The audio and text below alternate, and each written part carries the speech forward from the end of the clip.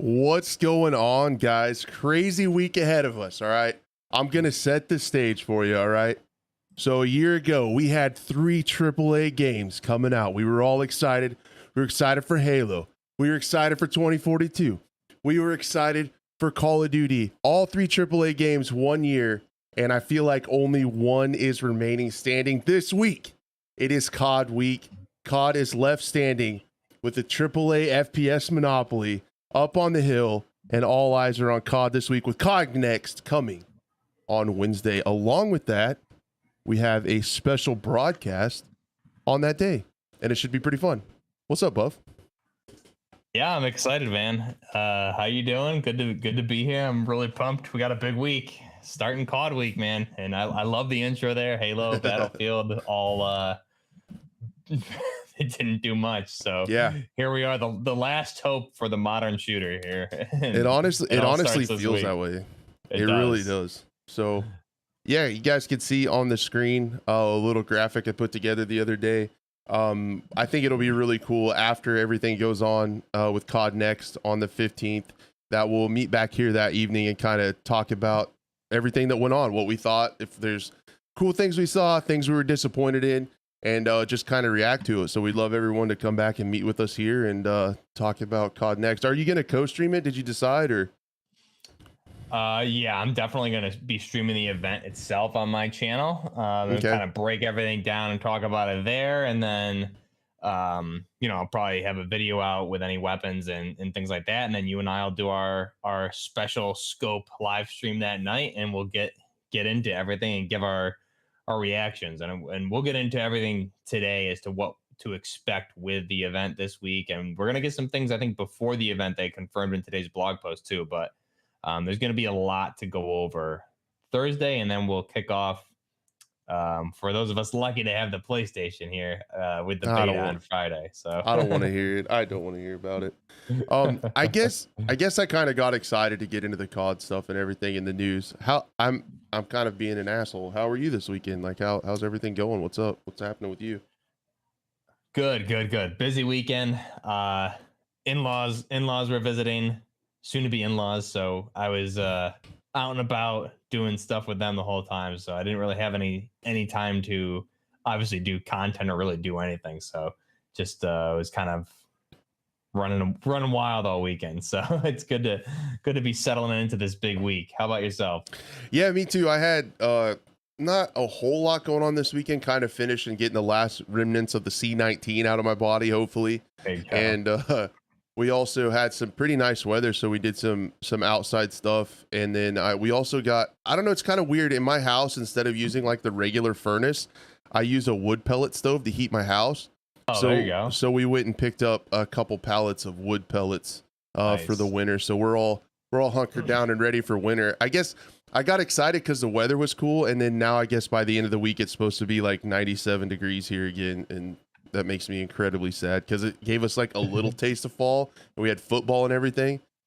And yeah, I went over to a friend's house and we watched the NFL games on their deck and had a cigar outside, and he did wings on the smoker, and it was like it was awesome. It was a good Sunday. Wings are like my favorite, by the way. When I eat off my diet, like my favorite thing is pizza and wings. And I'll tell you, I can eat chicken wings. Put me in the chicken wing contests next year, because I can eat with the best of them. You guys heard that here. Buff is going up against Joey the Josh Chestnut for the wings record. It's something stupid. I can't remember. We were looking through all Joey Chestnut's eating records one day, and it was silly. It was like hundreds of wings in 10 minutes. Like I don't even. It was crazy, but I mean, watching him this year, the hot dog is slowing down, man. Maybe next year's my chance. You might have him. This could be it. This could be the turning point. I think so. Put your money on me. Oh, speaking of that, I won like $95 in sports betting. It's legal here now, by the way. Oh, nice. I hit it. You said you just started last week, right? Yeah. It just became you're a pro. That's right. I hit a couple parlays. It's not a big deal. We got to get this show over because we got Monday Night Football tonight. I'm gonna have to put together a juicy parlay and see what happens. Hell yeah, love it. Yep. So I guess how this episode might potentially go, I was thinking was there's a couple little odds and ends like FPS news. We could kind of get those out of the way at the beginning, and then the rest will be just kind of leading up to Thursday. I don't know how long the episode's going to be. We'll However just have long to see. it needs to be, I think, right? It just depends on everything we need to get through. We'll see. And there might be some stuff as we're going through this that I need to pull up that I missed, because there's just been little, and they always do it on different channels and stuff. Like there'll be something on TikTok and then something on Twitter, and then they'll do a YouTube over here, and it's just hard to keep up on everything. So luckily we have our friends in chat on the screen to become part of the show, and you guys can help. If there's anything that I miss, you can let me know, and we'll get that pulled up and check it out. So that's why chat's on the screen. Shout out to the podcast listener. Just keep re-downloading it more and more every week. I appreciate that. Oh, and then yeah, I guess I'll leave that up on the screen when we talk about some of this other stuff. Battlefield's just kind of doing its thing. I guess the biggest thing was today the Halo, the head of 343, announced that she is leaving the studio. It comes to us under pretty crappy circumstances, though. She said it has something to do with a family illness, which we hate to see that. Yeah, hate that. And there's also been some jerks on Twitter who have been like, oh, finally leaving and stuff, and didn't like read the print. It's kind of cringy. We just need to definitely respect the family. We never, ever want crap like this to happen. That really sucks. But it is noteworthy. She's been there for 15 years, and I know a lot of people haven't been thrilled. I think she is like the head of 343, so she's going to be leaving after 15 years, and it's kind of sad from that standpoint. I know a lot of people haven't been happy with how Halo's been with lower content and all the delays and stuff. I really can't figure out in my head how that would just be one person's fault. I really doubt it's just like her fault. But we'll just have to see if anything changes. Right. Yeah, definitely not one person's fault. But yeah, you hate to see the family illness, and it's unfortunate. People probably won't read that, and they'll just read the headline, because the headlines are I'm assuming are probably going to be so and so is leaving, and they should be opening with due to family illness, so and so is stepping down.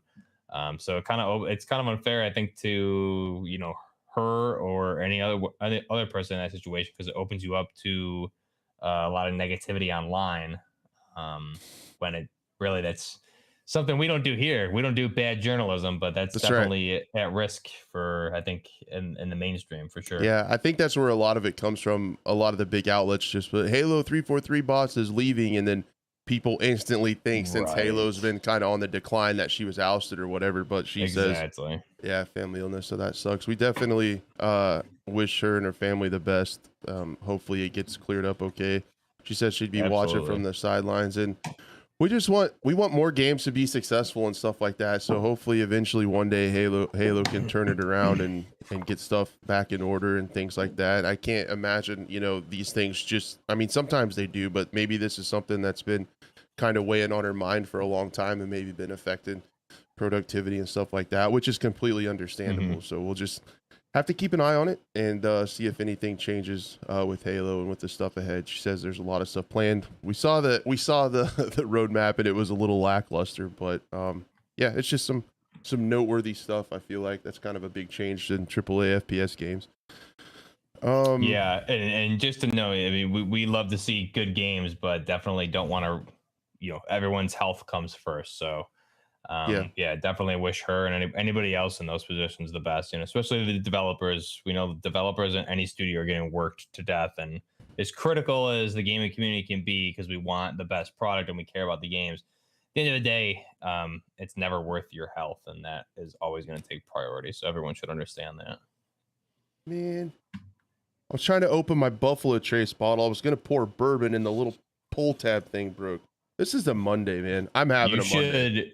If I can suggest, you should get that 458 SOCOM rifle and blow that thing open right here on stream for us to see. I would do it. We would totally get banned off many platforms, but I'm thinking about it. Yeah, like Earth Teddy said, everybody stay hydrated.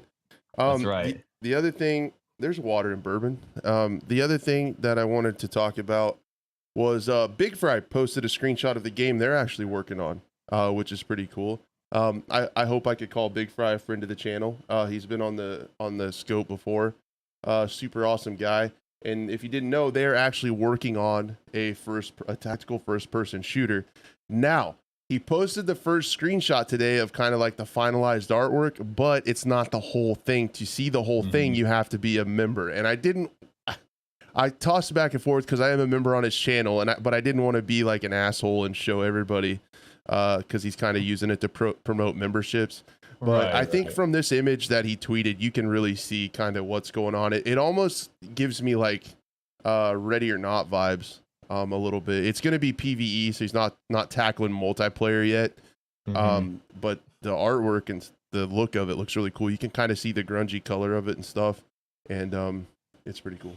I'll be honest. First off, I love Big Fry's content. I've been a channel of him, or a fan of his channel, easy for me to say, for a while. But yeah, I do like the PvE element. Honestly, like PvP is great and PvE is great, but PvE, if you have a good group of friends and even just randoms, man, you can have so much fun in PvE. I could play with a good group of guys. I can play Sandstorm forever in the PvE mode. So that's something that I think is really underrated. And I think when you get with a good group of people and play a game where you need to communicate, it makes it so much better.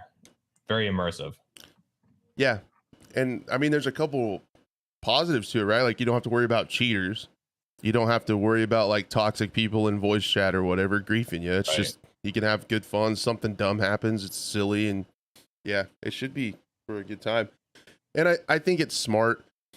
Definitely smart for him to go this route without having to do to figure out all like the net code and everything that comes along with a multiplayer shooter. I can't imagine how complicated that is. We learned a little bit about that when we talked to Jim about all that stuff. So stuff's starting to come out for Big Fry stuff. So if you're really interested in it, definitely check out his channel. I think he has a membership tier like I do for like 99 cents a month, and you can see kind of some behind the scenes stuff, and it's probably worth it. It's pretty cool to see what they're doing. It's kind of cool to see someone who kind of reviews and talks about first person shooters just to kind of put his money where his mouth is and get it together and come out with one himself. So I think that's pretty neat.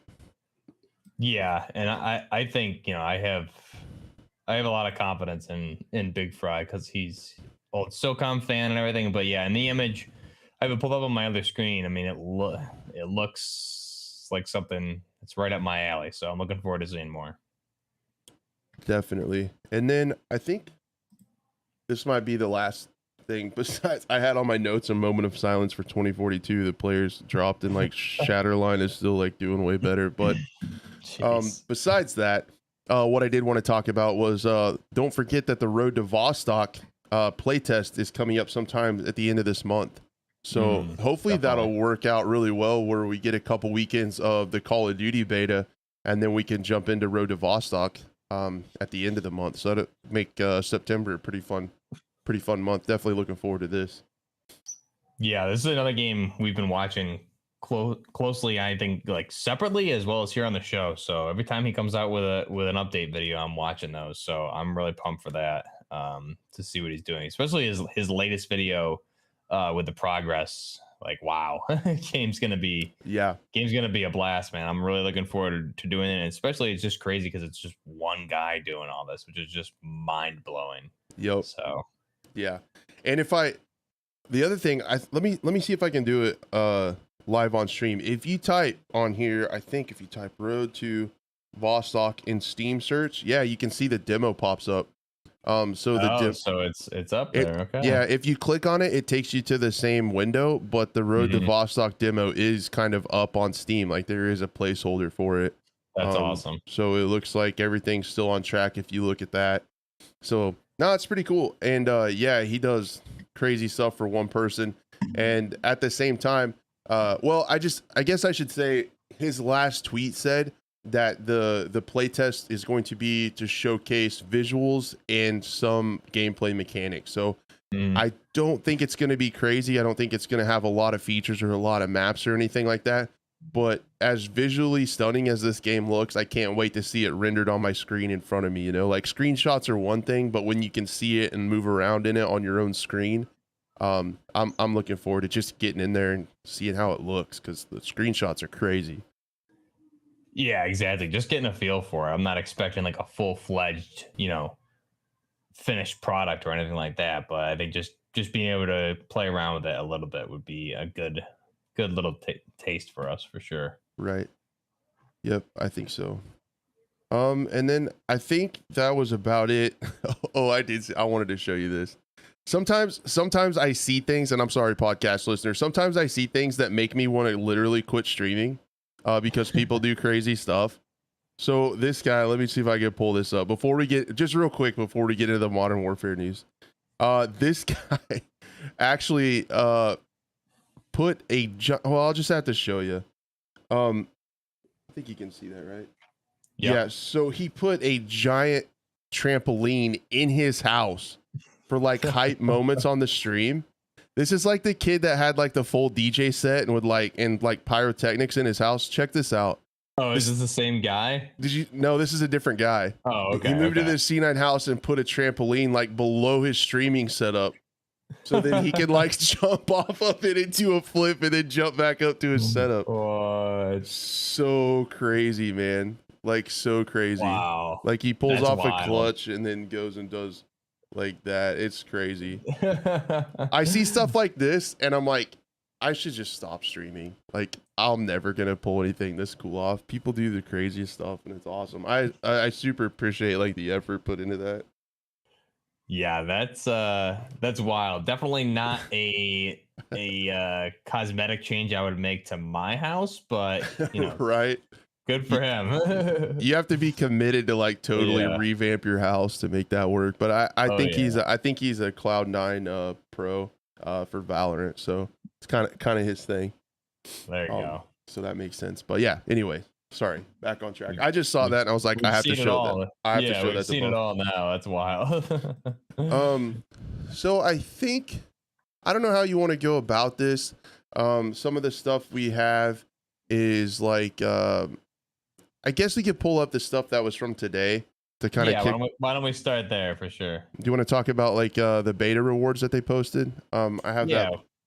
Okay. Yeah, why don't we start with that? Because I think that released today, and they had the blog post, which gave us some information of what we can expect, some things that are going to be revealed the next couple of days before COD Next even starts on Thursday. So I think we're going to get some more news the next 2 days here for sure.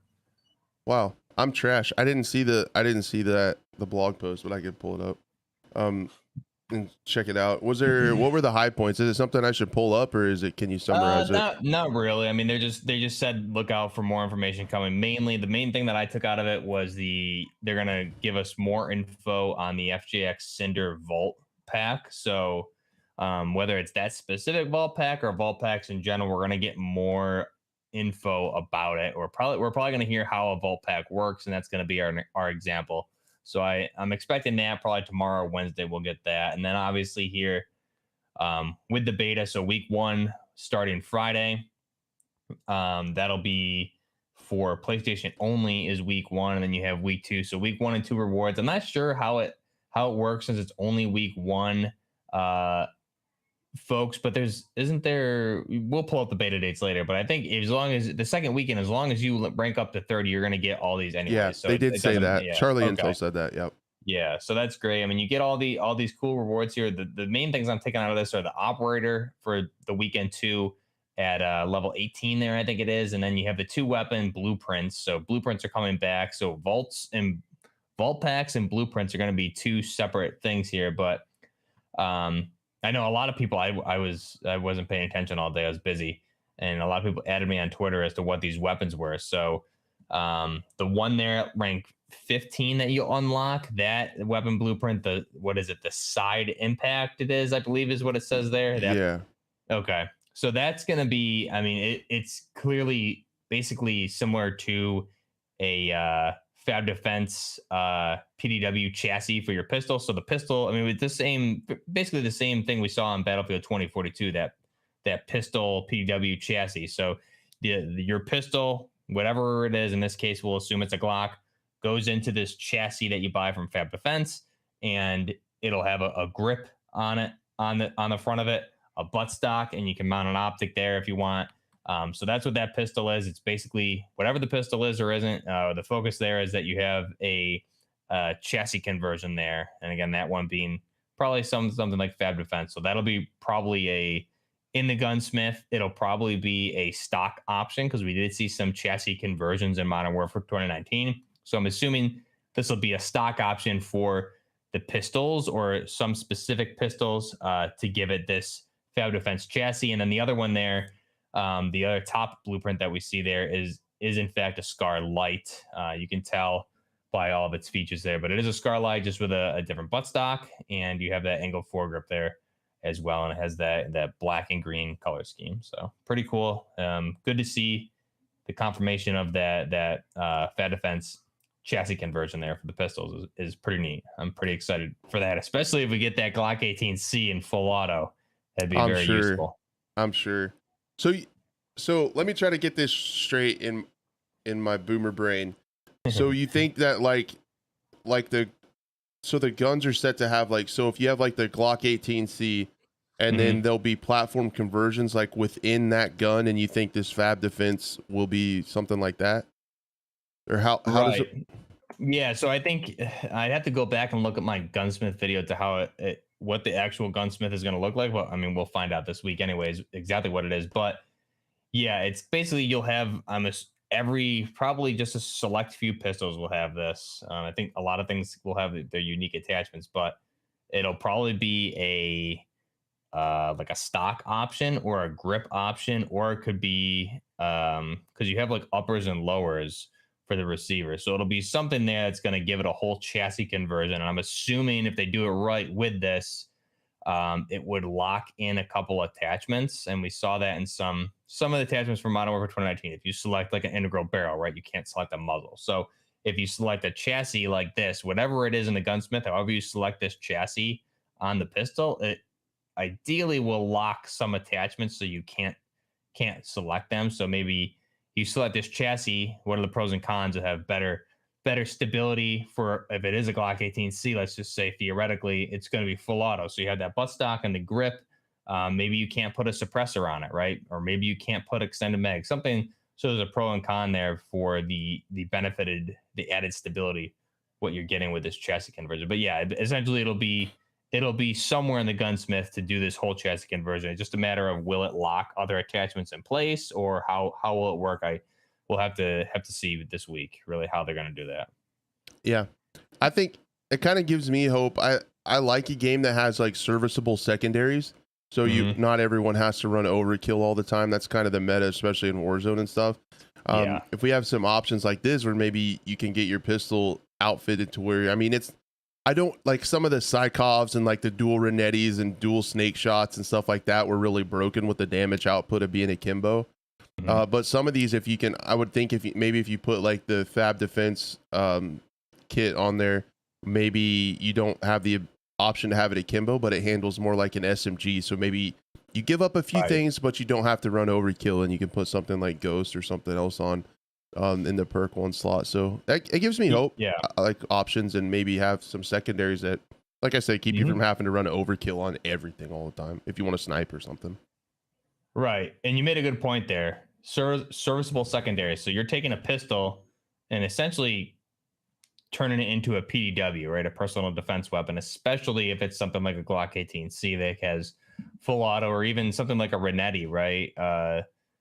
Has a burst capability, which we saw something similar with one of the stock options on the Renetti. It had a stock and a grip option on it. So it's essentially the same thing, but this is a chassis for essentially turning it into a PDW. So you're right. It should make our secondaries more viable, hopefully.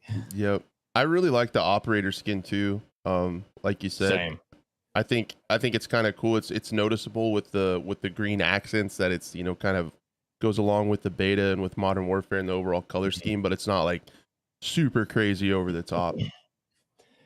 No, it's not. And I think this and the red 141 packs that we saw, it's showing off a little bit of color, but I'm not really expecting to see much of that. I think there's going to be rarity of these color schemes and things like that. I don't think we're going to see much of that till the later seasons of the game. So, again, it's not over the top at all. So I think it looks fine. Yep, I like it a lot too. It really, I know it's like a pre-rendered image and stuff, but it looks really sharp. And It does. yeah, we'll probably eventually get the crazy skins later on, I'm sure. Let me scroll back down. I guess kind of go back in time. I actually made a video about this, and of course it didn't finish processing until just before we went live, so I probably just destroyed its performance by going live after posting it, but whatever. Did you see the intel drop on the AI? I believe it was last week. I did, yes. I thought that was really cool, and I thought there was some like interesting stuff in there.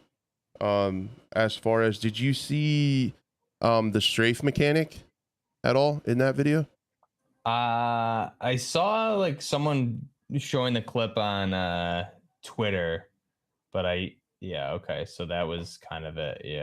Yeah, you actually got not to be annoying, but if you watch my video, I talk about it quite a bit. Ralph's also mentioned that's the third person view of it right there. You see the guy do like a double kind of sidestep.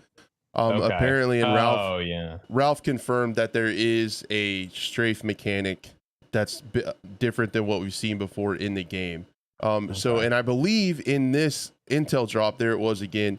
In this intel drop, you get to see it from the third person view. And then when you push the AI around the Connex, you kind of see it from the first person view. When he has the AK-74U, you can see him kind of do a little bit of a extra like strafe peek. And it's kind of interesting. I don't know how that'll play. Hopefully it's not spammable like slide canceling or something where you can like b-hop and glitch it out around the corner or something crazy like that. But that was in there. And then the other thing I noticed that I thought was really cool is we get to see a really neat view of underwater, and you could kind of see like the new physics that they put into it with the plants moving underwater a little bit, and like how the light comes through the water surface and stuff. I don't think it's in this clip. I might need to find it. But you see, and we know that they've talked about how water mechanics are going to be like a really big part of the game, that they've added a ton of stuff to. So I think that that's something that was interesting in there. And then we saw another clip of some crazy vehicle stuff. And there's also a vehicle skin for the beta, right? There is like an yeah. APC. Yeah. Yep. So vehicles might be a bigger part of the game than it has in the past. And Ground War, they might really be going for that Battlefield chunk of the pie with people that generally play that. And there's not a lot of good vehicle gameplay in 2042. So we'll see what they can do. It's not an easy task to do something different in the franchise that they're not really known for. But it's a smart move if they can make it play well with Ground War, big team battles, and have the gun work or the vehicles work well. Yeah, I think this is gonna be. I'm excited to see what they do with this, because they've been messing around with vehicles for a while. I think mainly what stands out to my mind is back in Blackout. For Black Ops 4, that battle royale is kind of when you had an open world sandbox gameplay, which is at the time it was compared to Battlefield 5 was better Battlefield experience for me personally at the time. But they've been messing around with vehicles since then. Hopefully at this point they've refined it, because the Ground War vehicles definitely felt janky. They didn't feel Battlefield-ish, right? So I'm curious to see how they handle there and what they do with Ground War. And obviously everything we've seen, which we'll talk about here, is they're going to play a bigger part in Warzone 2 and probably DMZ also. But a couple things to point out, I just want to go back to from this intel drop on the AIs, is we did see some operator skins that appear to be returning. So it looks like the JTF2 Milsim operator skins, and I saw what I believe was either the darker version of JTF2 or one of the Shadow Company skins in there as well. So we're definitely going to be seeing returning operators and operator skins for Milsim, and I'm assuming we'll see other operators come back, like the main operators like D-Day, Bale, etc. So that was cool to see. Nice little teaser there of something that I think no one really talked about. It wasn't worth making a video, in my opinion, on just the operator skins, but that was pretty cool to see. Yeah, there was a lot of little stuff in there. I thought they did a really good job picking images. There was also one where the light was kind of glitching out, and I was like, you maybe could have picked a better clip for that." But like the Yeah, lighting was flickering on the soldier.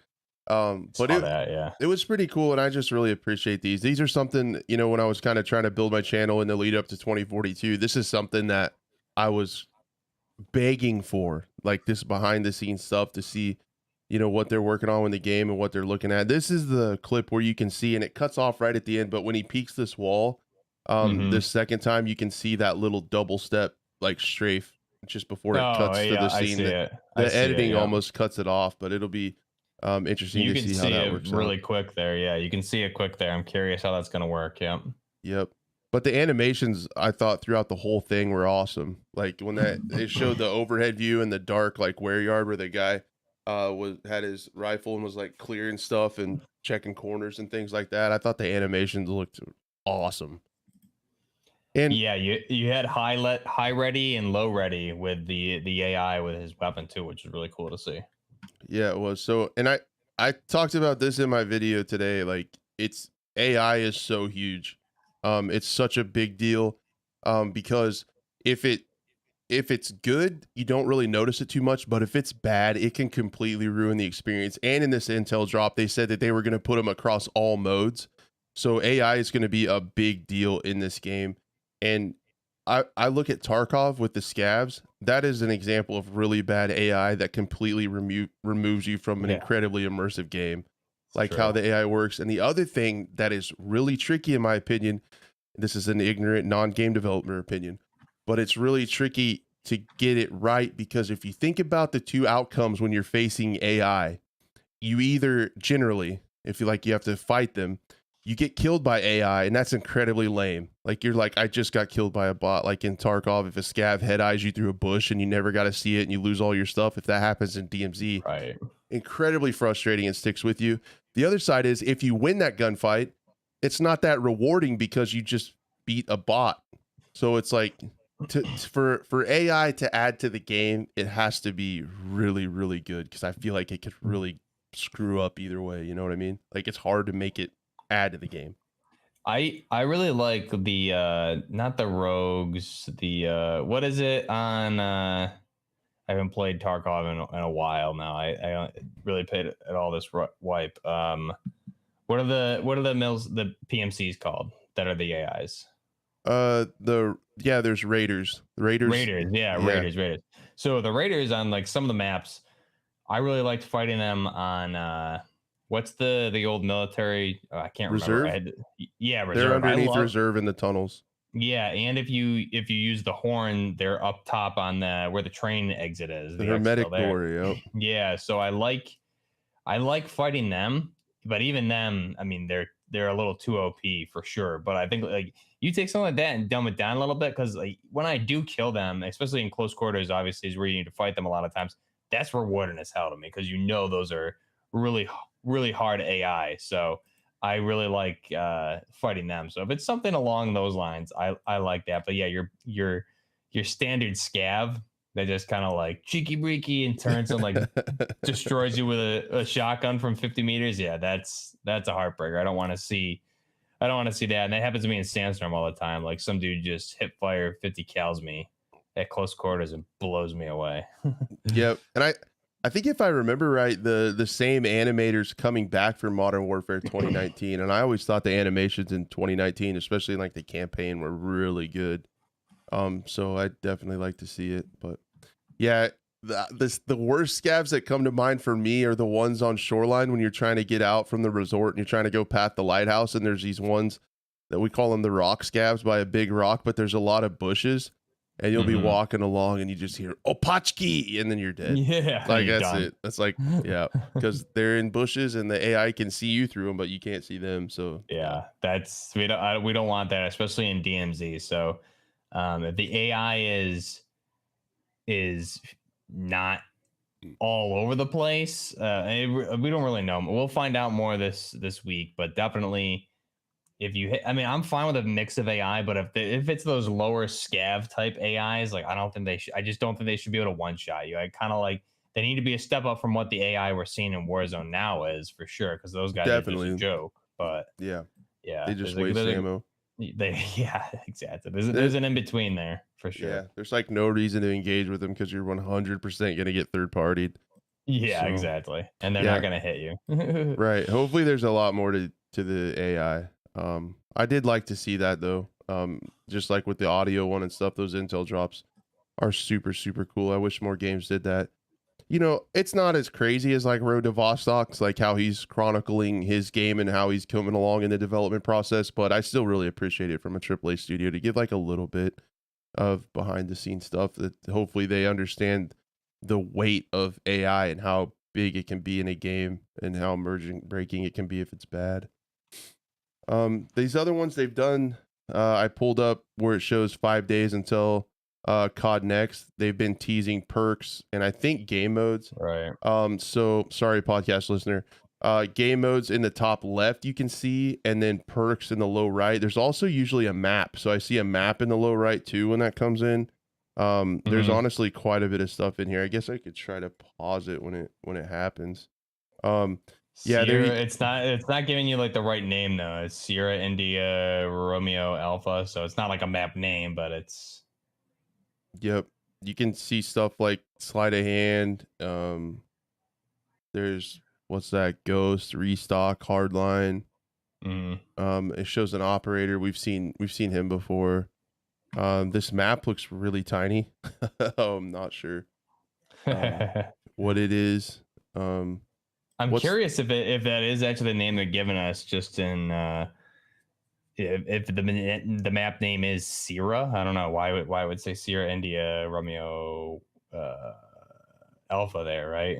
It's got to mean something. So yeah, I'm not. It's probably code for something. I can't imagine the name being that. But is it like SIRA? I don't know. yeah, it'd be SIRA, so Sierra, but it doesn't sound like a map name. So Yeah. we'll have to see. So they've been putting these out too from time to time. Really cool teasers. I can't get over, as someone who followed along with the 2042 marketing in the lead up to the game, I just can't get over like how much more stuff there is for a COD drop than there is for yeah, it's wild.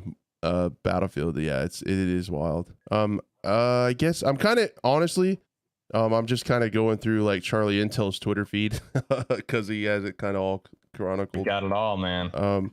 Here is the beta dates. We were going to talk about those one more time. You mentioned those. I just saw them pass up. So weekend one, if you pre-ordered on PlayStation 16th and 17th, you get to play it the day after COD Next, the day after our special broadcast on the 15th. After the festivities of COD Next conclude, we'll be live on whatever channel you're watching on now. This is a syndicated program, and it's amazing. And then 18th and 20th open for everybody on PlayStation. Then the next week, the Thursday, Friday, pre-order on all platforms, and then 24th, 26th through 26th open for everybody. So that will be that. I will be definitely playing it then. I'll have to watch. We'll all be watching Buff's channel on the first weekend. Yeah, and I'll release kind of like what my schedule is, but definitely I think it comes out Friday at like 1ish, I believe, is when I'll be able to get my hands on it. So I'll be streaming then, have a video, and then I'll stream a little bit, Sunday afternoon, Saturday afternoon and Sunday afternoon. So that'll be cool. You guys will get plenty of stuff. The other thing we did see in that intel drop with the AI was the nods to at night, a little bit of night gameplay. And I thought that looked super cool. In some of the HUD icons we've seen, whether it's campaign or multiplayer, or DMZ, I don't know, but you can see the icon for the quad nods is like down arrow or whatever. So that's really cool, and that goes with the leaks we talked about a couple months back for DMZ, is the night vision goggles. So yep. And then here's the one they posted today. Hook, line, and sinker is the name of the map. Hook, line, sinker, the name of the map in the low right. And then you get some other perks in there. Looks like spotter, overkill, and I didn't see the first one, scavenger. Then there's some game mode icons. I'm not 100% sure what the game modes are in the top. Let me pull up a different one here. Then I think he had like a freeze frame of it, but you can't really see the gameplay icons very much. Group local terminal, that's kind of interesting. Is there going to be like, are you gonna be able to set up like LAN parties like the old days? I That'd don't be pretty know. sick. Like if you could have a local, I don't know, local games or custom games, maybe that's something to do with that. Again, that map looks small too, and we could see gunfight maps. Man, I didn't even talk about this much. I played a lot of Search and Destroy over the weekend in Modern Warfare 2019. We actually had a crew of like 6 of us got together and did a 6-stack, and I had a ton of fun playing Search and Destroy. So I'm getting excited. I love for that. Search. I love Search. That was a ton of fun. Yeah, join us whenever, man. It's fun. We had a good time. It's so nice when you can just turn off the toxic randos and play as a team and joke around and laugh and have a good time. And then I played a lot of gunfight too. I love gunfight. But that's that. The other thing I wanted to talk about, because they said leading up to Call of Duty Next, right, that they're going to give us, they said they're going to do multiplayer and a lot more. So we take that to mean we're also going to hear about Warzone, and we're also going to hear hopefully about DMZ and all that stuff, Warzone 2.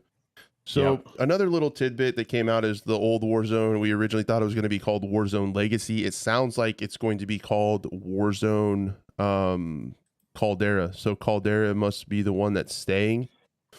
And then sorry, I threw up my mouth a little bit there when you said that. Caldera. Yeah. Oh God, please. I'm don't guessing. Say it. Sorry. Disgusting. Yeah, I don't want to. No, I just don't want to get you too excited. I mean, you might miss your streaming time with the beta because you're going to be playing that too much. I get it.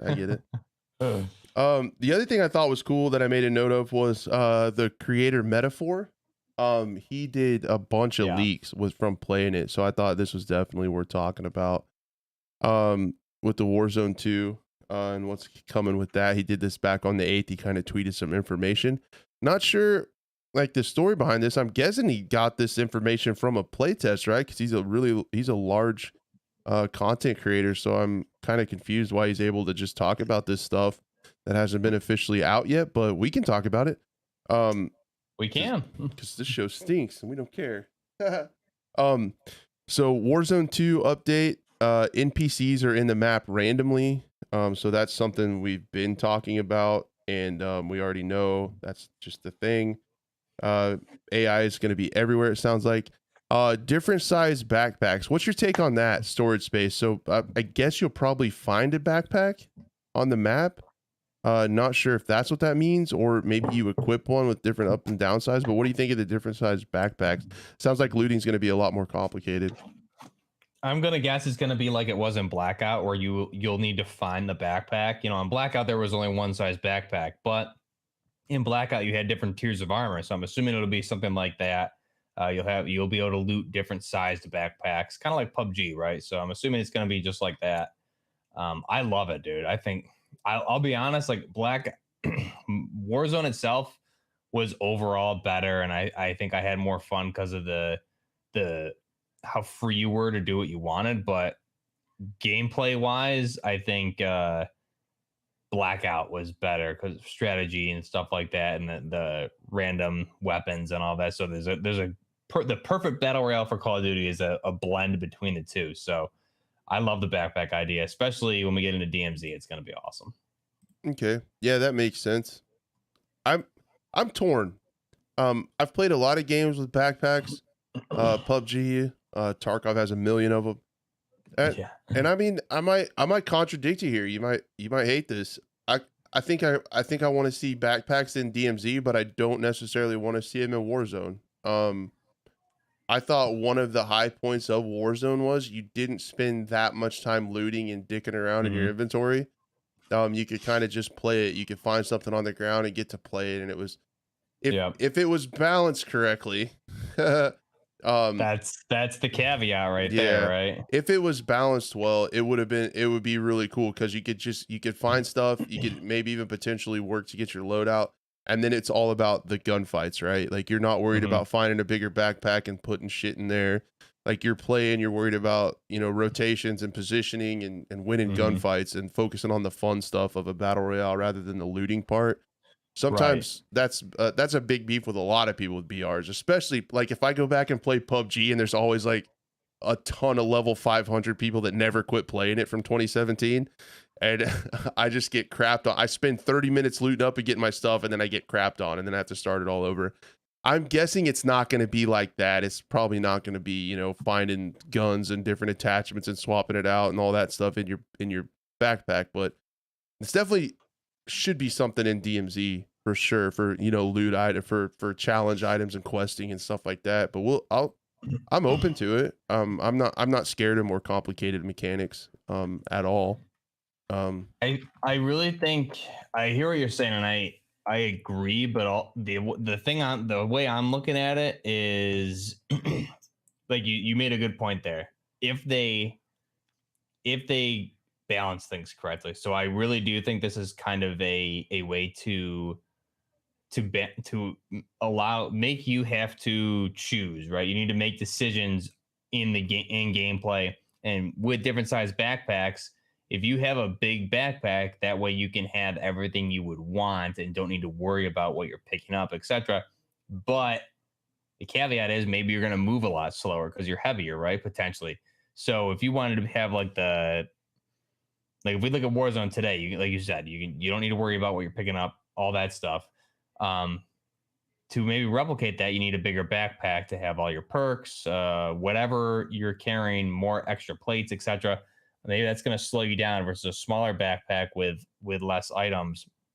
I don't think it's going to get, like you said, I don't think it's going to get as complicated as it was in Blackout, where you like pick up a weapon and attach the different attachments that are in your backpack. And I mean, in Blackout, you had the different ammo types too. You had like 5.56, 7.62, and you had to carry all that in your backpack also. I don't think it's going to get to that level, but I do think this is a gameplay mechanic to kind of slow the pacing down a little bit and make the user or the player have to think a little bit more in the pros and cons, right? You need to choose one thing over another, but there's going to be pros and cons of that. Instead of whatever you choose, you can choose the best every single time and have there's no downsides. And everyone's running the best stuff 24/7. You can still get your loadout, how they're going to do it here, but maybe you won't have all your perks. Maybe you won't have the best armor, etc. There's going to be some downsides with that, especially based on what your loadout looks like with point systems potentially, which we'll find out more. But I really do think it's a way to balance the game out. But like you said, I mean, it could go either way. I'm curious. I think definitely DMZ, we need it. Warzone 2. The problem is they didn't do a good job of balancing Warzone 1 really ever. So if this is a way to make people choose and have repercussions, pros and cons, etc., I'm all for it. Yeah, man, how good was Warzone when it was brand new and like it wasn't like a meta thing yet, and you just had the base MW weapons? Oh man, it was the best. I don't think I've ever had more fun playing video games in my life than I did those first few months of Warzone. Yeah, it was insane. I get nostalgic about it, but we'll see what Warzone 2 has to offer. And yeah, I think the backpack conversation is really big, and we'll definitely come back to that after COD Next. So hopefully they elaborate on that and we know how it's going to play and stuff. But yeah, I'm all for it. I totally get it now. Like especially Rebirth, it just in like buyback solos and stuff, it starts to feel like TDM. And so adding some more depth to it, I totally get it. It's just so fast paced, right? And kind of like when we look at Caldera, and like I just haven't even been able to play. I've barely played any Caldera since the map came out, but it's just it's the same thing every time, especially Rebirth and Fortune's Keep. I mean, you're just landing, racing at the loadout. You have your very best broken guns, and then it's nothing's to stop you unless you get flanked, pretty much. So if this is a way to stop that, I'll like it a lot, I think. But we'll have to wait and really see how they utilize it, I guess, or implement it. That makes sense. So new contracts, that's kind of expected. Yeah. The helicopter in the high rise map. So we know that there's going to be some Modern Warfare POIs within the map, similar to how Blackout was with Black Ops POIs within the overall larger map. So high rise, the helicopter on the helipad is usable.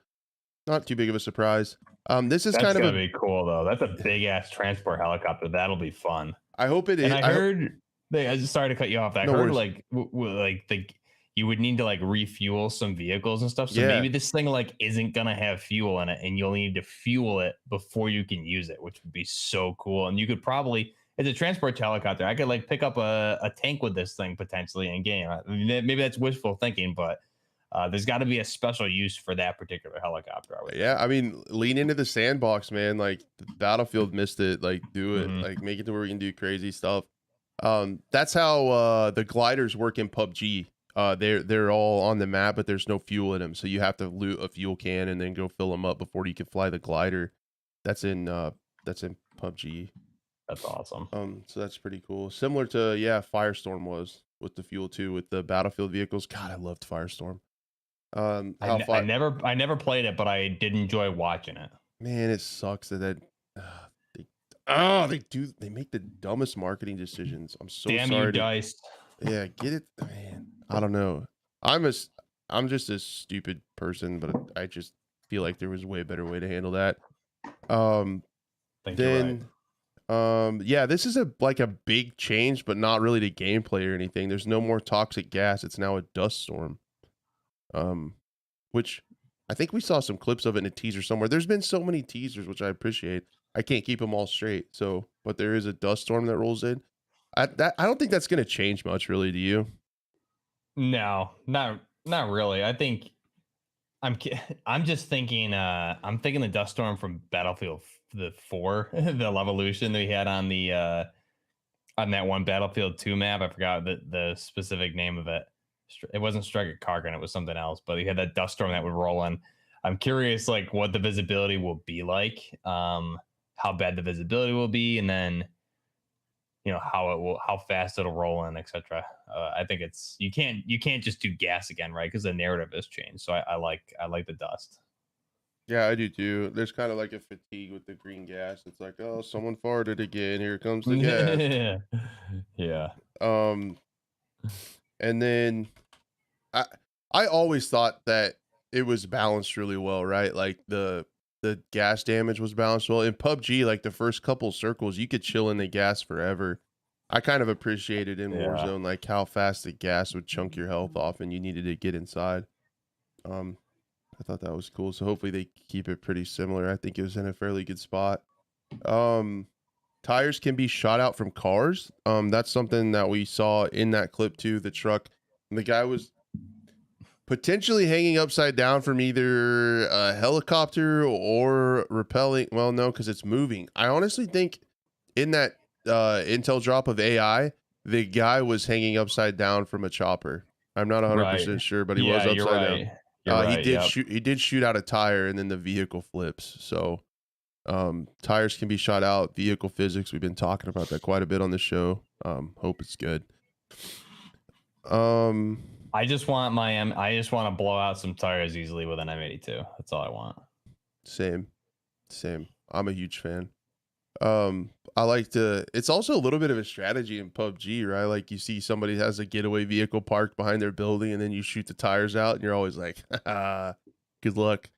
Like and sabotaging vehicles. That's what I think could make Warzone 2 and DMZ like so much more fun is again, it goes back to the backpack conversation. It's like having to think, like, okay, what vehicles are going to be there? So if we're playing a quad and I'm saying, hey, Crash, all right, I'm gonna run an M82, and like my job is to spot and take out vehicles, right? So if there's vehicles just sitting around or people are driving at us in vehicles and stuff like that, like my job is to just blow out those engine blocks, blow out the tires, things like that. That's something that I would love to do. Like that's a job that would serve a huge purpose in those game modes, because I mean, how broken were some of the, specifically like the Bertha truck, right? That thing could just eat bullets and run you over, no problem. But if you can have somebody who's going to play that role and just blow out tires or engine blocks, that's awesome.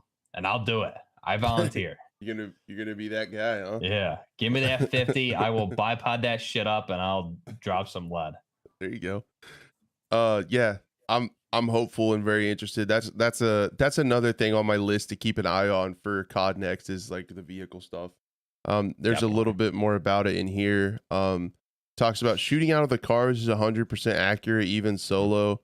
I'm honestly cool with that. That's kind of how it is in PUBG, and it's pretty fun. The thing's still moving, depending on how strong rotational aim assist is. That might suck. Don't tell But me. Don't even talk about it, man. It doesn't exist. we'll get in a. It doesn't. It doesn't exist. I'm I'm gonna telling send you. you all the video. We're gonna get in a big fight about this one day. Um, I can't get it to work. That's all I'm saying. I hate it. I haven't played with a controller in like years, and I plugged one in and got a 6-kill win. Like, it's not. I hate it. Cars have limited fuel, like 2 minutes. He said automatic refuel and repair at gas stations you enter by driving near them. That's pretty cool. Okay. So you're gonna take your 50 cal and chill at the gas station, wait for these guys to come fill up, and then boom. Yeah, I'm gonna take. They're not getting gas. That's for sure. Not here. Gas prices are way up. Ah, dang it. That's awesome. Plenty of new vehicles, he says. Again, this is coming to us from the Call of Duty creator Metaphor. With the handle is at Metaphor with 2 A's on Twitter. Let's be good journalists inside our sources here. Plenty of new vehicles. Only returning one is the ATV from what I've seen. A new Hummer type SUV tank, a hatchback, weak, fast civilian car like the Dacia from PUBG. There you go. And the choppers look different. That's cool. Hopefully the chopper on High Rise is, like you said, it's the big one that's on the map. Rather Dude, than, I hope so. I hope they That'd don't be just so replace it cool. with a small one. It's got to be the big one. Well, I thought in the original trailer when they showed like that small snippet that we saw High Rise, I thought it looked like the same helicopter, but I could be wrong. I hope so. I think that rings a bell. At least 3 new contracts. He says that again. Recons and bounties are returning. So is Most Wanted, but there's some new different ones, it sounds like, which is cool. No news on a Rebirth type map. I'm a little worried. I kind of like to play Rebirth sometimes. If Warzone 2 is really good, then that doesn't matter too much. In my opinion, this is all my stupid opinions. Well, I mean, we didn't even have a Rebirth. You know, there was no Rebirth till Cold War. When Cold War, it was even after Cold. It wasn't there when Cold War launched, was it? It was after. So right. Yep. We went quite a while without that because Warzone was awesome up until a certain point, and then they're like, we don't know what we're doing anymore. We need to throw in other maps. So I think it'll be fine for the start. But I mean, that's something they'll definitely add down the line. I'd rather they refine the gameplay and then bring those in. Yeah, no, that'll be really cool because, I mean, that makes sense from a marketing standpoint. The Warzone 2 is going to be absolutely huge with people trying to. They don't need to come out with a Rebirth map right off the rip. That's something for a really good idea for a season down the road when people start to get a little bit fatigued on the main Warzone 2 map. That's when you come out with your Rebirth map. So it totally makes marketing sense to hold off on that till a later season. Yeah. He said he was told another map is already being developed for Big BR. No surprise there. We know that it's been alleged and reported. Alleged. So possibly. I'm gonna get this out. You guys just wait. Stay tuned. I'm gonna complete a sentence. And it's gonna be amazing. That there is no new call. Sorry, it's still in there. There is no new Call of Duty for 2023. So a new Warzone map makes total sense to get people hyped about Call of Duty again. So no real surprise there. A new CQ contract and something that looks like a safe. I don't know what's CQ contract. Am I dumb? No idea what that is. Cool. Makes it sound like we should know what that is, but we don't. Yeah, something that looks like a safe. That's really cool. So maybe it'll be like looting safes in DMZ, kind of like Tarkov, where the good loot is. The modern city, POI, aka downtown, literally looks like a section of a GTA map. It's extremely detailed and looks amazing. I guess that's cool. I hated downtown on Verdansk. No, I love downtown, dude. Without lower some of the skyscrapers. So the thing is, like, Verdansk, I bet your main gripe, if there was more rappels and like the balloon launches would have changed it. If there was just more ways on those rooftops, I think it would have been, people would have had a different feeling. Because in the early Verdansk, like, I had some gameplay, really good gameplays, like where I played high ground downtown in some of those, but like, back, it it was different then. Early Verdansk was different than it was, like a year later as far as the play styles. So if they just added more repels and more the balloons and things like that, I don't think it would have been a problem. I think you need that verticality, but there needs to be a counter. Like having just one staircase up obviously is not the right answer. Yeah, yeah. I think that's lessons learned. I think probably Right. like seeing those redeploy balloons and zip lines were like a response to those roof camper issues. So that makes Right. sense. Exactly. And yeah, that definitely would have changed my opinion for sure. I think that's it for those. I'm not 100% sure. Was there anything that I missed that you know of that I should pull up? I don't know. Chat, let us know if we missed anything specifically for Warzone. I think that's like the bulk of it, to be honest, that I can remember off the top of my head. All that stuff from Metaphor. I know a lot of other creators made the videos regarding the Warzone 2 leaks. It sounds like it's going to be a much better version of Warzone to me. I know it's funny to me when some people are like, I'm really worried about Warzone 2, but it's like, it sounds way better and more tamed to me, because like we talked about, the great days of early Warzone were nobody knew the meta, nobody knew slide canceling. It was all new and different, right? You can't just have a copy and paste with Warzone 2 with updated graphics. It needs to have something. There needs to be a learning curve there. It needs to feel new and different, and nobody should know what the hell they're doing when they jump into that. And that's what made Warzone great to begin with. So I'd Yeah. like to see it. I want everyone confused as shit when we get on that map. I hope so too. That's one of the coolest parts about a new game. If everything's like super similar and the metas are similar, that'll be kind of a bummer. I guess I Yeah. completely skipped this massive thing because I'm not good at this. Slide canceling won't be in the beta, but they have the option to turn it on and off. And this is also from the Metaphor's Warzone 2 leaks.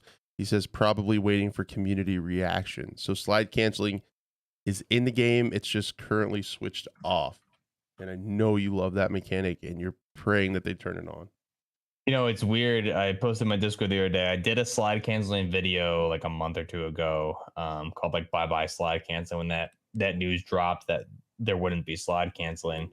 And for whatever reason, the past like 2 weeks, that video just like I've been getting so many comments and views on that, and it's ridiculous, and it's really divided. I mean, I'm okay with slide canceling, but I think there needs to be some cooldown, right? You can't just like slide cancel infinitely across the map. There needs to be some cooldown in there, because it just makes the movement janky and it ruins gunfights. I really hope this game, specifically Warzone and DMZ, are more focused on gunfights instead of like abusing movement mechanics, because slide canceling wasn't meant to be like that. It was a broken mechanic. So I'm okay with slide canceling or sliding, but I don't want it to be abused. So if it's something that the community reaction, everyone freaks out about, I don't think Infinity Ward should really give in. But if they're going to do it, keep it out of DMZ at least. It's I like to hear this if they can toggle it. So if for whatever reason they eventually do bring it into Warzone 2, at least keep it out of DMZ. But I'd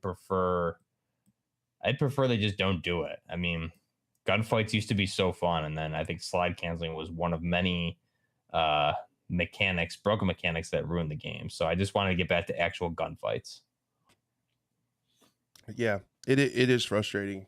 You just have to constantly be sliding around to be the best at to give yourself the best chance to win a gunfight. It's exhausting when you're an old boomer. So I'm sure. Yeah, go ahead. No, I was just gonna say, I'm sure if there's like some younger players and stuff listen to our podcast, they're like, okay, boomer, shut up. Like, but it's our show, so we can give our opinion. So there you go. Well, and that's the exact feedback I got on that video, dude. Is the same feedback I got at like half. A lot of people didn't want it, and other people were like, well, you're trash because you can't. Movement is a whole learning curve skill in itself, which it is.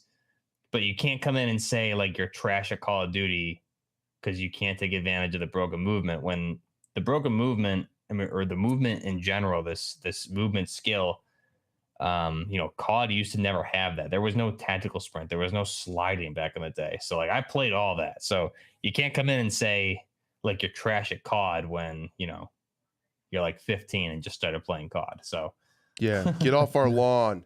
yeah, exactly. So yeah, I think it's frustrating too, honestly, because um it's also like a movement. It's the exploit of the movement also makes it where you can traverse the map faster. So if you want to move as fast as you can from point to point, you just constantly have to spam C. You just constantly have to slide cancel, tech sprint, slide cancel, Right. tech sprint, slide cancel, tech sprint, and Dude, it's just exhausting. my thumbs and my R3. You know how many PS4 controllers I went through because of that? So many. I wasted so much money on PS4 controllers. It was stupid. I believe it. I believe it. I have like these giant sausage finger hands, like these huge ass hands. So like trying to do that on a keyboard like constantly, like literally gave me carpal tunnel probably. I got 6 broken PS4 controllers over here that the R3 doesn't work anymore. So Yep. I've said it before. Like if you're like, all right, Crash, well then how do you want it? And I'm gonna tell you, Battlefield 5. I think that movement was so smooth and so good. The slide was still definitely present, but it had a cooldown. You could yeah, even, exactly. I mean, in some ways it was less restrictive because I mean you could sprint and reload, and you could also slide and reload too. So I Right. thought it was super cool because like you could lean too. But like you could love that. you could like lean and be in a gunfight in Battlefield 5, and then you would take some damage and stuff, and then you could just do a quick slide behind cover, reload, and like come out the other side and be ready to go. I love the movement in Battlefield 5. I would love that. I mean, you just said it, cooldown. Like, gee, just give it a cooldown. That's it. So you actually have to imagine having to think and use your slides in moments where they're supposed to be used instead of just like sliding around the map or using your. Can we just like definitely worst case? Let's just agree that we don't want to stem and a slide 50 feet when you stem. Like, can we just not do that, please? I always thought the stem slide was hilarious. I always thought it looked like, I don't know if you've seen the Geico commercial where the soccer player's like sliding around the field on his knees like the whole way, like all over the field. Yeah, I always thought it looked like that. They did ask Earthy asked in chat, how would you lean on a controller in Rainbow Six Siege? Now there isn't like jumping and stuff in Siege. It's you click the sticks. So when you're ADS and you click your sticks, you lean whichever way you click. Yep. Same with Sandstorm. You're ADS, and then it's either if I'm ADS and I want to lean left, it's L3. If I want to lean right, it's R3. Really simple, easy to do, and it feels very natural. That's how I wish they would bring in leaning to this game. That'd be awesome. I think it would be cool, but then you'd have to be careful because then like you run into the problem that PC Rainbow Six Siege. Yep. There was so much lean spamming in Siege, they had to cool it down. Because you could, if you got really good at jiggle peeking, you could honestly take advantage of the netcode and just not necessarily the netcode, just the inherent lag that comes with multiplayer shooters, like playing over the internet. Right. And you could actually jiggle peek people and kill them, and they didn't even ever see you. So we definitely have to be careful with that. But then again, I fall back to Battlefield 5. It has a cooldown. So like if you try to jiggle peek, you less and less and less until you stop. Like you can spam, and it's just less and less and less, and then pretty soon you can't lean at all, and you have to wait and let it reset. So I mean, Battlefield 5, look it up. Do your homework. Yeah, Battlefield 5 and like Sandstorm, I thought had a great leaning mechanic too. I mean, it was Sandstorm's obviously more of a hardcore milsim shooter, but you know, you're weighted down. You're not leaning fast. Like you're leaning slow and you're moving, but you can't quick peek shit. So like a good mix between Sandstorm and like Battlefield 5 would be good. I'm not saying we need to move like where we have 60 pounds of gear on us, but you know, it just common sense things to make it so the player can't take advantage of, again, mechanics that are broken, right? Yeah. So I just want to make it like perfectly clear. Well, two things. The first thing is, like you said, mechanics that are broken. I can't imagine how hard it is for developers to QA test this stuff, because in QA testing, I bet slide canceling didn't come up, and then you put it out to hundreds of millions of people, and then they find. So if there's any exploit, someone's going to find it when they release it. For sure. And the other thing is, I want to be clear. I'm not saying that I want it to be, I'm not saying like 100% boomer. I want it to be like CSGO and stuff where you can't really sprint and things like that. No, honestly, I think the BF5 movement system would honestly be a little bit freer, because you can reload while you sprint. You can reload while you slide into cover. It does feel way smoother to me. I think the Battlefield 5 movement with the COD gunplay and stuff would be so good. No, I completely agree with you, dude. You can still move fast. Yeah, you can move fast, and it makes sense, right? The movements make sense, but you know what most people are gonna say is go play. Why don't you go play Squad? Why don't you go play Arma 3? And to those people, I say, have you tried Arma 3 or Squad? Because no, probably not. If that's your argument. Yeah, exactly. I guess the last thing before, so I did set up a topic for us to talk about our hopes for Thursday. So like that's the big overall topic next, but just to kind of put a button on this, and then yeah, guys in chat, start thinking of questions and topics you want to talk about. We'll do a chat Q&A at the end. Also, definitely bring up anything. If there's something you guys saw, help us out. If there's something you guys saw that we didn't talk about, put it in chat, and we'll try to pull that up too and talk about it. I'll get the production team on it. So here's what they're saying in the blog post, just a little blip to tell you guys what's going to happen on Thursday. After that, we're going to meet back here, right? Okay. Yeah. Okay. Damn right. Ready up for one of the biggest intel drops in COD history. The franchise showcase event defining the next era of Call of Duty is merely days away. I'm really excited to hear about stuff behind the scenes of a video game. I love it. Presented by Infinity Ward, in-depth information on Modern Warfare 2 multiplayer, the next COD Warzone, and Warzone Mobile. Whoop-de-doo. Are you going crazy on Warzone Mobile, Buff? Are you mobile gamer big time? Yeah, that's actually my bread and butter. I thought so. Did you see my tweet with the mouse and keyboard hooked up to the phone? No, I didn't. That's gonna be. Oh, you were probably busy with the in-laws. But they talked about in the Ubisoft Forward, like nothing came about from that other than like some Division stuff. Okay. They talked about Rainbow Six Siege mobile. And I was like, dude, everybody's going to be hooking up a keyboard and mouse to their phone now to try to get to plat. It's going to be horrible. So yeah, I'm going to do that in Warzone Mobile. I'm just going to trash people with my keyboard and mouse on my phone. There you go. Next is shaping up to be nothing short of spectacular. I'll be the judge of that. Here's a taste of what to expect. Key innovations across the franchise will be announced by developers and guest speakers from multiple studios. I really like that stuff. More than 150 of your favorite streamers will be in attendance. Hashtag invite Buff. Why is he not there? You can't answer that. Ready to squad up, drop in, and play. Key details about open beta will be shared, as well as redacted information on additional surprises. The broadcast kicks off Thursday, September 15th at 9:30 a.m. Pacific. So tune in to Buff's channel. I will be while I'll be stuck at work. Tune into Buff's channel to watch along with him. And I'll be there too if anyone cares. Watching Buff's stream, and we'll react to it live. And then I would love to meet everybody back here. I think we'll all be kind of hyped up or sorely disappointed. One of the two. And then meet back here. After that's going over, you won't be able to play the beta until the next day. So we'll all kind of hang out that evening and see what there was. Highs, lows, whatever. Good, bad, indifferent, what we thought of it. Hell yeah. So that's how that'll go. All right. Here's the big thing. What are your hopes for Call of Duty Next? What do you want to see on Thursday? What are the things you're looking out for? Okay, so first I would like to see a narrative story trailer for the campaign, so we kind of know like what is going on with the story more so, okay? Because we don't really know what the story is yet. So I do love those campaign story trailers where they give us the context and kind of what is going on, just so we kind of can get invested, right? I want to get ready. I want to start getting invested in the campaign, the story.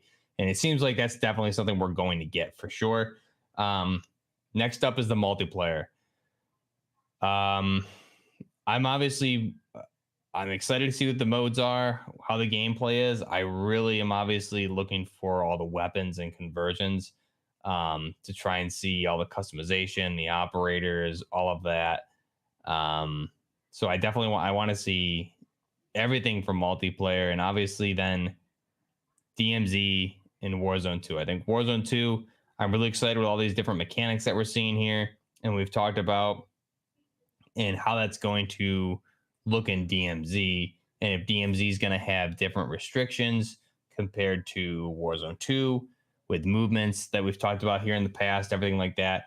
So I'm curious what that's going to be like, because we really, when it comes to DMZ, we only have the one official, well, not even official, the leaked Right. image from the NFL players. So we really don't know much about it. Everything to this point has been speculation off of leaks, and I think we have a decent idea of what to expect. But I'm really excited. I think that's the mode I think I have the most hope for right now is DMZ, just because it sounds like it's, that Tarkov mode that we all wanted to play for the most part, and that's a more addictive mode than Battle Royale to me. But everything like wrapped up. I mean, campaign, I want to know what the story is. I want to see more of what's going to be taking place in the campaign. COD always has amazing campaigns. Show me the multiplayer. Let's see some gameplay, which we're obviously going to see. I'm curious. I want to see the weapons. I want to see the conversions. They didn't invite buffs, so you guys aren't gonna. None of the creators there are gonna be making some AK-12s or Alpha AKs, but it's okay because that's what this channel's for. When we get our hands on that, so we'll do that. And yeah, I'm pumped for Warzone 2 and DMZ, because like we talked about, I had so much fun early Warzone. Like I would run duos all the time, trios all the time, and then I would run so many solos. A lot of my early Warzone videos were all solo wins and stuff, and I had so much fun in solos. Then you got into like I think like season 4ish, it just became very, very difficult to run solos. And then we got into season 5, and then as soon as you got into like Cold War is where I really stopped playing solos for the most part. Would play with more so with a community and a group of people, because solos just became so frustrating for me because it was just so broken at one point. So I want that early Warzone feeling back for sure. How about Yep. you? So here's what I want to see. I'm going to be looking for the stuff that's behind the scenes. And I mean, like the development type stuff. A lot of people think that stuff is boring. But I want to hear stuff about the audio design, how that's implemented in the game in like 3D space and stuff like that. I want to hear about like some of how they design the maps, like maybe if they use like photogrammetry, some of the stuff I use in my job in real Mhm. life. I want to hear about like that kind of stuff, what all went into the map design and kind of their philosophy on that kind of stuff. And then like my main overall thing is like if you had to say what's the one thing you want to see, and it's actually not one thing. Haha, got you. I want it to be. I want them to develop a narrative and show that they're going to succeed on all their fronts. And what I Mhm. mean by that is be flexible enough to make DMZ tactical as shit. Mhm. Make Warzone balance it differently to play well for a battle royale, and then multiplayer, and just be flexible in the balancing, because what they're trying to do is they're trying to pull off. If you think about it, they're trying to pull off ground war for no barking. They're trying to pull off Battlefield for ground war, like a Battlefield type mode. They're trying to pull off a Tarkov mode with DMZ. They're trying to pull off the standard COD multiplayer. They're trying to pull off a battle royale, and they're trying to do a campaign storyline. And to make all that work, I don't think you can just plug in a one formula, one balance pass, and it works for all those modes. So I hope they show a commitment to fleshing out those different modes, so they're all successful. They don't try to copy paste one set of balancing passes for everything. You know what I mean? Does that make Mhm. sense? Like, I hope they show a commitment to No, making yeah. those work. What you just said like made my answer to your original question, made me feel stupid, because I mean that's like, you're right. I can want to see campaign crap, weapons, all that, but I mean you're right. Really, what you just said is perfect, and that's really going to tell us the longevity. It's going to show us what the longevity of this game is going to be, and how they can balance things going forward and into the seasons and 2 years of support, right? So I mean, what you said is completely right. Um, that's really the under the covers, the more important thing outside of anything else. No, yours makes sense because you're talking about guns, and I mean it's a shooter, so I mean that's gonna be something to look forward to for sure. Yeah, But but like, you still want a game that you can come back and play for 2 years, right? So yeah, and it's gonna be interesting to see if they talk about any post-launch stuff. If we hear that mhm. that scary that PTSD inducing phrase of live service, right? Like how that we're gonna hear about that going forward. I, oh man, I don't know, but I just want to see. I want to see a commitment to fleshing out those things. I'm scared. I really, and I'm with you on DMZ. Being a Tarkov, a fairly avid Tarkov player, and someone who Mhm. also enjoys Call of Duty, it could be right up my alley. It could be a big deal for my channel, maybe. That might be something that I really dive into, having experience with Mhm. both games. So I hope it's good. I'm scared that it's just kind of an add-on thing like Hazard Zone was, where we see that DMZ is possibly a mode that's within Warzone, kind of like Plunder or whatever. Mhm. Um, I hope they're not afraid to make it a little slower paced and build those suspenseful extraction type moments. And I just hope they flesh it out, and I hope it's deep and has a lot of depth and replayability, and it's just not a tacked on mode where they change a few things to make it to give it that Tarkov hype to get people excited. I hope it's really fleshed out. Yeah, and we've talked about DMZ a lot on this the show. I think first off, if it is kind of what we want it to be, you and I are going to have a huge leg up. And yes, it's going to be really big for the channels because I mean that you're a Tarkov player. You are better at Tarkov than me, and my early strategies for Warzone were all coming out of me playing Tarkov. I was playing Tarkov, for a couple months at that point leading up before Warzone. So I was heavily invested in Tarkov, and I took all those strategies in the Warzone. So if DMZ is kind of what we are all wanting it to be and hoping it'll be, I think you and I are going to have a lot of success early on for sure because we're going to have a leg up as to how to approach that type of extraction game mode and the gunfights, engagements, etc. I mean, there's a lot of tactical things in Tarkov that I brought into Warzone, which is like firing at your enemies, and when they're behind cover, reposition. Then when they repeak, they're gonna think you're in the same spot and you're already moved. Like the amount of times I've killed people like that, repositioning is just so clutch in gunfights, and that's the one thing when we go back to like slide canceling, blah blah blah. Yeah, let's make gunfights are exciting in Tarkov because you can have gunfights, and if you're repositioning while someone's reloading or healing, it's a great feeling, right? So Yeah, you I have to really love, reposition. yeah, it's so fun, and that's where the smart plays come in instead of popping a stem and sliding 40 feet, doing a 360, whatever, blah, with your serpentine. Because I'm sliding, and I get 25% less damage from bullets, and I kill you. Better player, go play squad. Word life. So Follow you me on know, yeah, TikTok. yeah, yo, do it up. Shit's gonna be lit. DMZ is gonna be awesome. If it is what we think, and regardless, I mean, we're gonna have a good time with it. And I think, like you said, though, if they can, they're really trying to tackle everything, right? So if they can separate each mode and give it its own identity, even down to like the hostage rescue type modes we've heard about, which sound a lot like Siege, right? And that's like something that's way up your alley, and I love that too from Siege. So if they Oh can yeah, make I those like that. modes feel like the games that they're inspired from, those modes, then you're bringing in the audience from those modes. Like if they can nail DMZ, dude, you know, how many Tarkov creators are going to come over and maybe not play it full time, but at least give it some attention for sure, right? You might get like Lupo over here playing this a lot, um, and others. So I Yeah. think the opportunities there, and like we've talked about before, with in peak Warzone from Infinity, when Infinity War was still handling Warzone at its peak, Tarkov was outperforming Warzone on Twitch. So, I mean, they definitely noticed that and paid attention. They're going to look at that and say, okay, what makes this game so much fun for people to watch and play they're playing that or watching that over Warzone on this platform, and I would assume they would definitely pick some elements out of there and put it in their mode. Yep, I think that makes sense. I totally forgot about the siege mode, the hostage mode, and then gunfight's supposed to be coming back, so I'm about that. I love playing gunfight.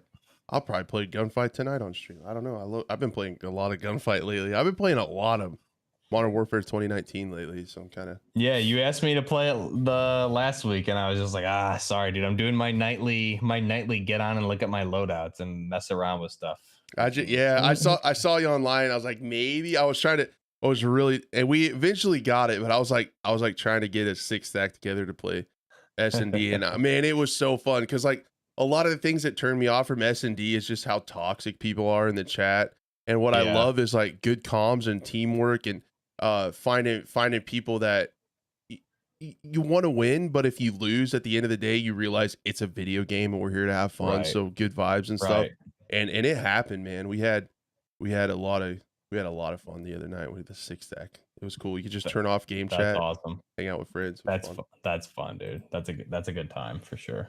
So, yeah, I think that sums that up really well. What we're looking forward to. Is there any chat Q&A stuff that you guys want to talk about? While you're doing that, I hate to beat a dead horse, but I hope Thursday's episode is a big deal. We will be live again afterwards, after COD Next, back here on these channels that you're watching now, and talking about everything that we saw and react to, and chat with you guys. So yeah, so I think that'll be a great episode, guys. Any questions you have, put them in chat. And it helps if you add us too, just so it highlights it that way. But regardless, just ask those questions and we'll try and answer them here. And I would say another thing, like as far as I'm looking forward to, the weapons, conversions, all of that. I'm working on a really big video now that I'm gonna need to redo it because it's just so long and I need to cut it down and go through it better. But that'll hopefully be out tomorrow. But I do, outside of all that, like the optics, man, I'm really excited for like the optics. Like, what kind of optics are we getting? Are we going to see an ACOG again? Are we going to see more? Are we going to see some of the NGSW optics? Are we going to see, some of the more modernized optics that we're missing from Modern Warfare 2019? But damn it, they better have my Leopold hammer. That's all I really care about, though. But I think just all of that stuff is going to add to the immersion of the game. I'm really excited for that. Yep. I hope so too. I hope they pull a Tarkov, and the fact that Tarkov has kind of realistic eye relief and lens distortion. That's something that's really immersive about Tarkov. So I hope they add that. Yeah. First question, Chase asked, do you guys think they're going to turn slide canceling back on after everyone cries during the beta? Because he definitely does. What do you think? I kind of think so.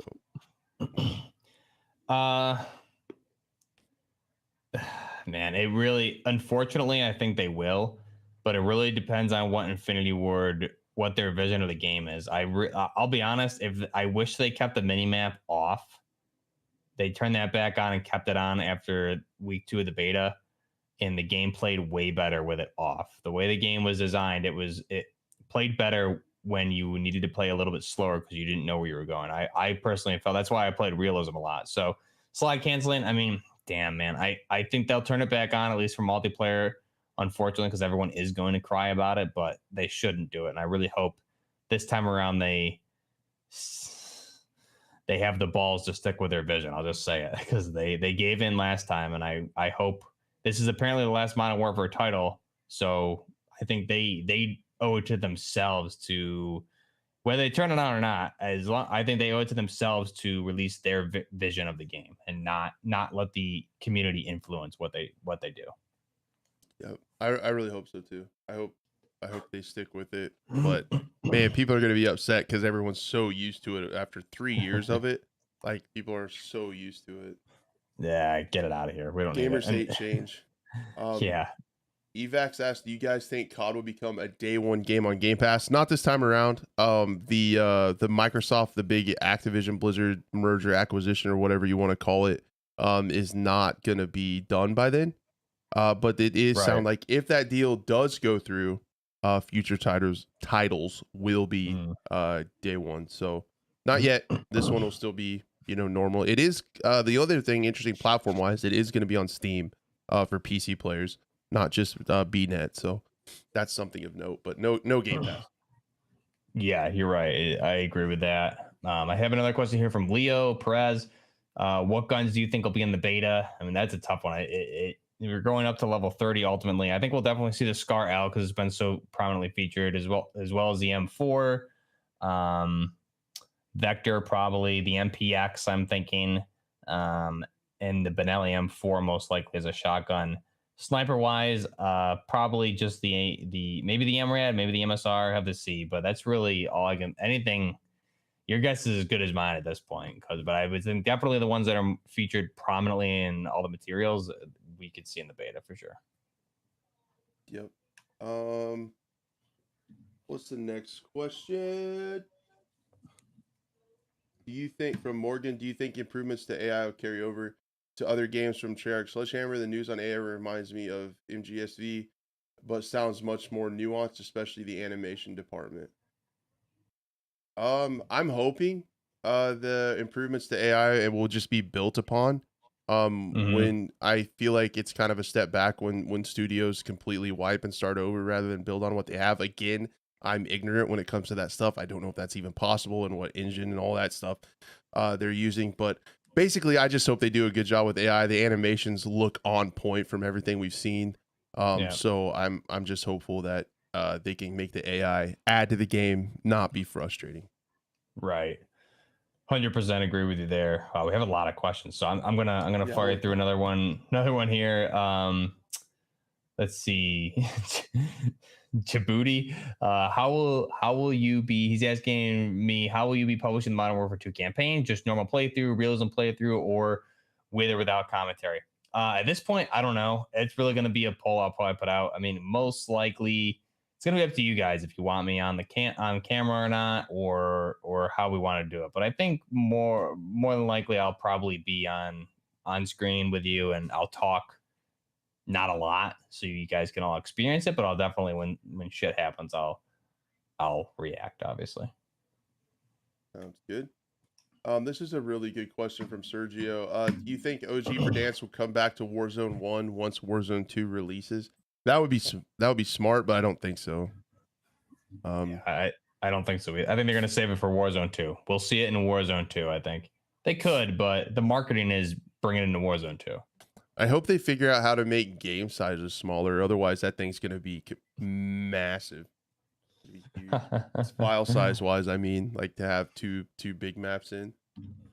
Yeah, dude. I hope so. Well, if Warzone's going to be a separate client, right, it should be a lot easier. But the problem is everything's coming off of the Modern Warfare 2 client. So if they're having a Modern Warfare 2 client, Warzone 2 client, and potentially a separate DMZ client, it'll make it a lot easier. We'll see. Space asked over on Twitch, wondering how you guys feel about this. As I see more and more, I do really have confidence in MW2 being a really good game. Infinity Ward knows it's got to last 2 years, so I think they use lots of feedback to make sure it's entertaining enough.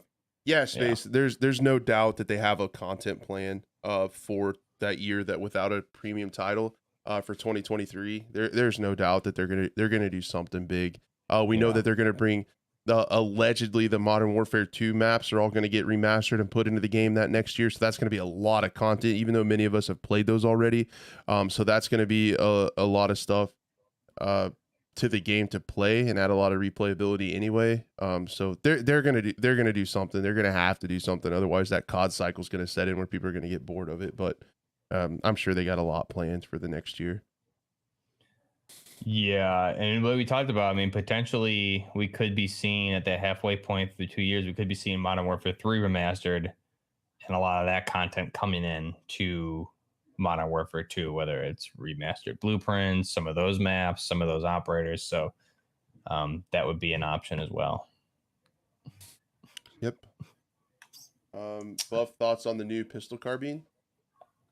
Yeah, that Fab Defense carbine conversion kit. I love it, dude. Just like the one in Battlefield 2042. I hate to say it, but I mean, I did enjoy it there, and especially if we can put that bad boy on like a full auto Glock 18C or something like that. It'll be pretty cool. But I do love the pistol carbine. That's something I would like to own personally as well. It looks cool. I'm curious to see how it will work with the gunsmith for sure. But Crash said it best earlier in the episode, is it makes potentially will make secondaries, sidearms viable, right? Specifically for like Warzone and DMZs. That way you don't have to be running like an overkill. So that's a good thing. I see Eartha Teddy. What do you think of the reload animations and stuff? I don't know if you're referring to like the stage reloads that are supposed to be coming or not, but I think Modern Warfare 2019 did a great job with the reload animations. So, and it looks like the animations, I mean, Crash, I think you would follow a lot of that stuff more than I do, but the animations are obviously improved. And there's going to be multiple inspects for weapons and checking your chamber and things. So I'm just going to go out. I'm going to guess that they're going to be way better than Modern Warfare 2019. So. Yep, they look good. I can't remember. The name's been tossed around, but the guy that led the animation team for 2019 is coming back, and I'm sure he didn't get worse at his job. So yeah, I think it's going to be pretty darn good. Yeah, I agree. Is that Raz is asking Crash and Buff, do you prefer the old Prestige system or the one they have now? I'd say definitely old. How about you? Old. Yeah. Yeah. I think the new one, I didn't care, right? I don't think there was really anything to care about the ranks or anything like that. And with the Prestige system, you could either Prestige or not Prestige, but it was fun because when you did Prestige, you didn't have everything unlocked right away. You had to unlock it all. So it was a challenge and it was fun. It was cool too, because when you prestiged, you're like, oh man, this early unlock weapon is awesome, and I'm just crushing everybody with this. And it's stuff like you don't use anymore when you're up to max rank. So it makes you a more well-versed player, well-rounded, I would say, in my opinion. Cool. Yeah, I think we're winding down. Do you own any real guns, Buff? Earthy Teddy asked. I do indeed. I'm still I'd like to get my at the range video at some point. A lot of stuff going on. I got a move coming up here and stuff, so I don't really have the time, but when I do it, guys, like I'll have my plate carrier, my headset, my radio. I gotta finish my plate carrier setup because if I'm gonna do a range video, it's gonna be something to rival Flannel Daddy Grand Thumb. So just stay tuned. Nice. You heard it here first. Breaking news. I don't have as many as you though, Crash. So you got me beat there. Yeah, I grew up in a different part of the world where I was kind of raised around them. I mean, you're less restrictions as well as the key thing there. Yep. Thank you, Septimore, for the Twitch raid, man. Have a good night, dude. Thank you so much. I really, really, really appreciate it. Thanks for sharing your community. It's incredibly kind. Yeah, I think that's about it for the show, huh? Did you have anything else you wanted to add?